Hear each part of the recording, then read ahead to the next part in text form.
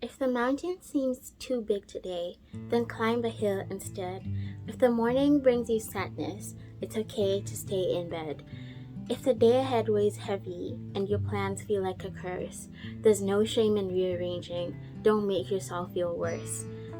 If a shower stings like needles and a bath feels like you'll drown, if you haven't washed your hair for days, don't throw away your crown. A day is not a lifetime. A rest is not a defeat. Don't think of it as a failure, just a quiet, kind retreat. It's okay to take a moment from an anxious, fractured mind. The world will not stop turning while you get realigned. The mountain will still be there when you want to try again. So climb it in your own time and love yourself until then. That's one of my favorite poems ever. It's called The Mountain Poem by Laura Ding Edwards. And yeah, welcome to this video.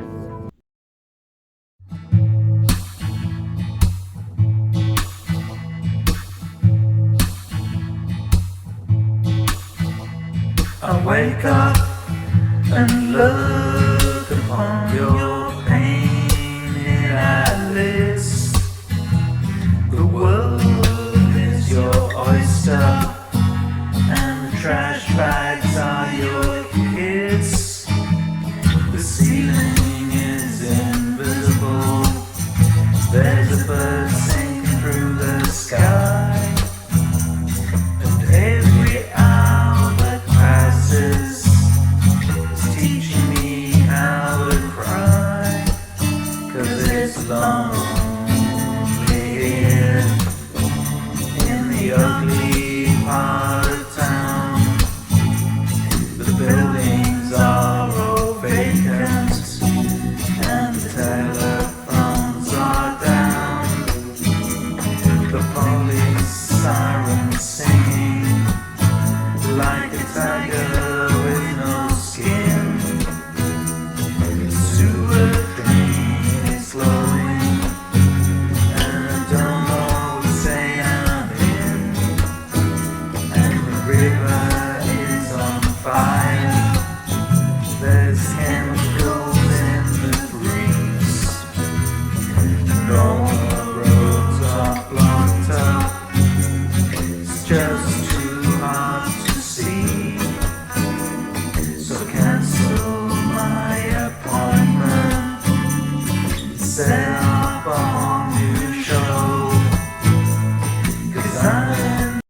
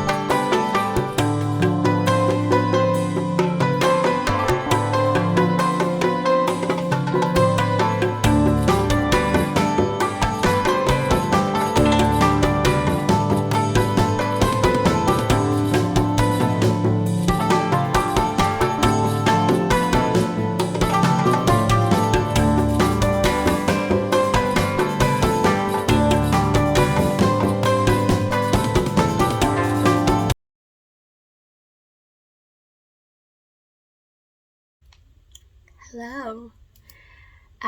So this is really tough. I promised myself that if I was processing through any big thing, emotional thing, that I would record it and be vulnerable. So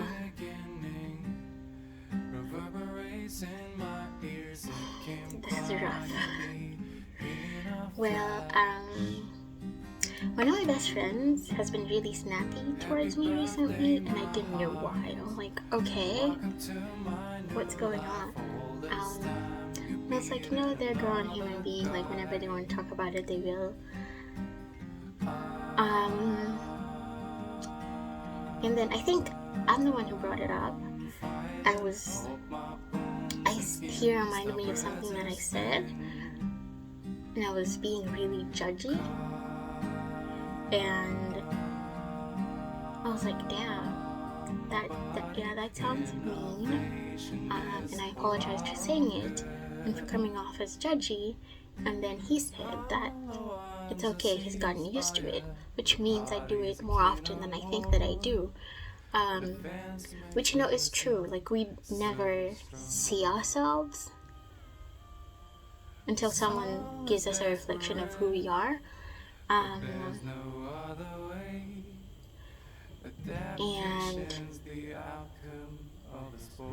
yeah, I felt terrible.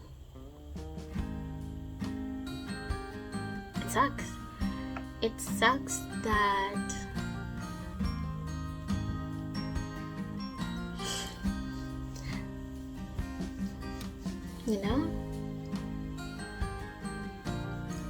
what sucks, the fact that I think that I got used to it is where it was like whoosh, and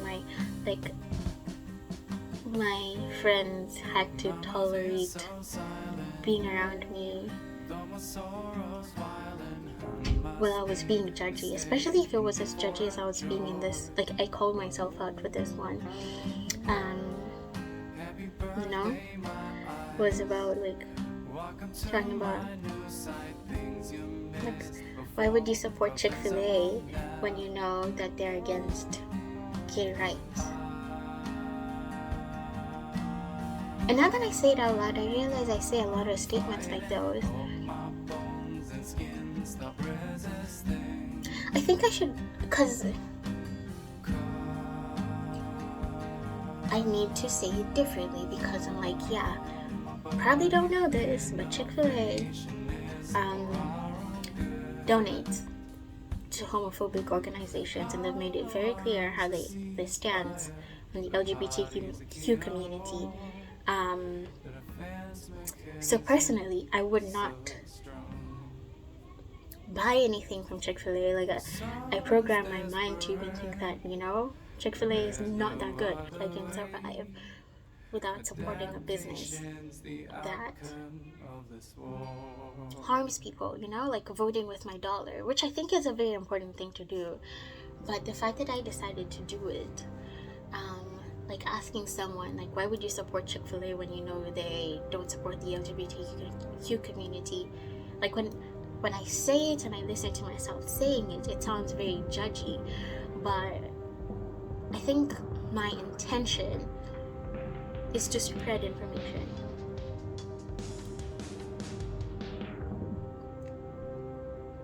It tells you, like, hey, I don't support Chick-fil-A, and these are the reasons why I don't support Chick-fil-A, which are, like, I think if you knew the reasons, then you wouldn't also support them. But also, who am I to make statements like those? Like, it's for some random person out there, like, you're eating meat, like, do you, bro? Like, I have no rights to tell you what to do. That's something that I feel towards strangers, and I feel like my friends, like, since they're in my inner circle, I can, like, be like, like, have you thought about this and this and this? I really don't know. Is it a good thing? Is it a bad thing? I don't know. Why am I recording this? I also don't know. This is a video journal that I might share with the internet. Wow. But mostly, it's just to show the murkiness of all of it. Like, working on yourself and making yourself someone that people want to be around is a lot. So, just documenting that, I am feeling terrible that I've put people in my life, like I've made people in my life who I truly, really love feel like that. And it's a statement that I've said without much thought. Like I say it and I completely forget about it. Like honestly, I didn't remember saying what my friend brought up. But then it sticks with someone. Like, these people are my friends. So, and they care about me. They're not gonna forget what I say that easily, especially if it's some sort of criticism. And I think if I only surrounded myself with people who thought like me and stood for the same things that I stand up for, then this wouldn't be coming up. But this is the world that we live in, and this world that we live in, I'm not going to be 100% around people who support organizations that I think are great, or who, you know, especially this one friend. I love him so much with all of my heart. But we have completely, economics-wise, we think completely differently, which is okay. Like, I'm not saying that my way of thinking is better than his. No, it's just different. I was listening to a podcast and they said it's just a different frequency. We're not on the same frequency, but that doesn't mean that we can't commune and be in community together. And I didn't realize that I made people who are not on my frequency feel judged until he said it. If this person brings it up, I trust him with all my heart. So yeah, living life around people who don't necessarily stand for and against the things that I stand for and against, and being completely okay with that, and not making these offhanded comments of like, what, like, are you even human if you're not doing that? But trust me, it wouldn't feel great if I was supporting Chick-fil-A. And Chick-fil-A is a stand-in for a lot of things. It's a stand-in for McDonald's and how they treat the animals. It's a stand-in for Amazon and, how they treat their workers. It's a stand-in for a lot of other organizations that I don't support, that I know a lot of people don't even think twice about giving them their money. So it's like, should I say something when they're giving the money to these corporations? Or is it not in my place? It really isn't in my place. Wow, look at that. I just had a realization. I was talking to my brother just now. Boost of serotonin. It's just like I have serotonin for the next 2-3 days. Because I love that, man. It was such a nice and fulfilling conversation. But that's not the point. The point we were talking about is he was also telling me that I'm completely honest and open. So if he wants like a truthful opinion, he comes to me. But if he wants an opinion that makes him feel good, he goes to other people. But he can always count on me to give him like the complete and full opinion, whether or not it's going to make him happy or like hurt his feelings. Which, like, I guess there's value in that, but the value specifically lies in he's asked for my opinion, so I'm giving it instead of just giving my opinion all the time. I will say, this is a definite weakness of mine. I don't know how to sugarcoat things. I don't care to sugarcoat things, because it's true, like, no matter how many words and like how nicely I want to put it, we can get straight to the point and I'll tell you the thing, So maybe that's a life. Sugarcoating might be a life skill that I want to learn. Like, I'll have to learn to exist with people, especially since like I spend a lot of time by myself, and I talk to people exactly how I talk to myself. And I guess I've gotten used to it because I talk to myself right now. I'm so much nicer to myself than I was a year ago, or like even 3 months ago. It's progress all the time. And so I just have to check how like I say things that are true, and they're like, I say them in a nicer way, and also not to say anything unless this person has asked for my opinion on like how they live their lives, because that's how they live their lives. It has nothing to do with me, you know? So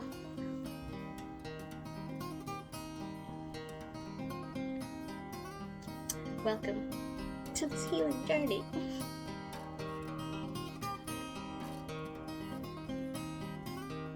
Becoming the best possible version of myself. I'm also not very easy on myself when I make mistakes. I tend to beat myself up so much. I told you, like, I'm much nicer how I talk to myself right now. But like, no, you should have known better. Why would you do that? You know, therapists would be very disappointed in me. My brother would be very disappointed in me. Like, why am I hurting the people that I love? Like, that's some BS. I caught myself before I kept on going. But yeah, that's what would go on in my head right about now. But I'm trying to say and believe that I am only human, and as a human I make mistakes, and the noble part of it is I made a mistake, I saw it, I acknowledged it, I apologized, and I'm working on being better. So yeah, that's all that matters really at the end of the day. Like, sure, you made a mistake, but are you trying to be better? So then if you're trying to be better, don't beat yourself up too much for it. Like, you didn't come to this world knowing everything. My therapist likes to say growth mindset versus fixed mindset. Fixed mindset is thinking that you came, I should say my former therapist, sorry, that I came into this world knowing everything. So, you know, and that's just my portion. I cannot learn something new and I can't unlearn anything. I just came into this world. It's like saying that I don't want to play piano because I've never played it, and I'd be bad at it because I've never played it. And it's like, well, how do you expect to be good at playing the piano if you've never played it? It's something that you learn, you know? You don't come into the world knowing how to play the piano. Maybe some people do. There's some like really exceptional talented people out there, especially the people who are in the Olympics. This is like Olympic season, and oh my god, I watched a video on like the things that go into synchronized swimming, and that must be the toughest sport out there. And even watching the gymnastics, like, you know, they do those things with broken toes. I just respect any sport that's only learned by women. I respect it so much more now, because it's not easy. It can't be easy, and no men are allowed to compete in the Olympics for synchronized swimming. And there's one man who's trying to advocate against it, which I'm sorry, bro, but I don't feel too strongly about it. Like, good for you. If they let you go, I feel like everyone should be allowed to do whatever it is that their soul pleases to do. That's what I believe, and that's what I would like to portray with my words, with my actions, with everything. And I don't think I'm gonna go hold banners for that man. But then here's the thing, there's so many injustices in the world. We can't start an Olympic of the injustices. So this one is a higher injustice than this one. So we don't care about this one, we only talk about this one. Which, I was listening to a Skillshare class. I feel like I'm just going everywhere. Skillshare class was about money, and then it got to the place talking about debt. And there's something snowball method of paying debt. Don't quote me on this, but this is for people who like small wins. So if you have like different types of debts and like different amounts in each, so you pay off the smallest ones, you get wins quicker, and you keeps motivating you to keep going. Or you can go and like take the biggest one first and then go down. But so it's the same thing as injustice. Like, yeah, if we wanted, we could go about taking care of the small injustices that happen, like this dude not being able to compete in the Olympics as a synchronized swimmer. I'm sure that'd be easy to rectify. No, I take that back. This is working with people. I don't I'm not sure it would be easy, but it's for sure easier than providing adequate food to every single child that's starving in the world, including in Palestine, you know? So that's what I meant to say. So like, should we solve his injustice and other injustices that are happening, the small ones, and then we go to the big ones, or should we tackle all of them at the same time? Which is why I'm like, there is room for solutions. Like, we need everyone's ideas. There's no good or bad. I mean, there might be bad ideas, but like, your good idea doesn't have to solve everything at once. It could be taking away a little bit of one problem. And there's enough people in this universe to give attention to all the injustices. How did I end up talking about that? I really have no idea. I apologize. I have no idea how I ended up there. But yeah, if you watched till this point, enjoy my tattoo, and thank you so much. I'd feel really bad if I was judged based on this, but that's a cost of putting yourself out there, isn't it? And if you have any feedback, any points that I should keep in mind, but my takeaway lesson from this session of rambling is, I should only give my opinion when it's asked for, especially when it's about something that doesn't involve me at all, because I don't want to go hurting people left, right, and center. And you know, if it resonates, you can pick that up too. So many ways to live this life, so don't let me tell you how to live yours. Don't allow me to make you feel bad about how you live yours just because it's different from mine. Don't allow anyone to make you feel bad about how you live your life, okay? Because it's yours.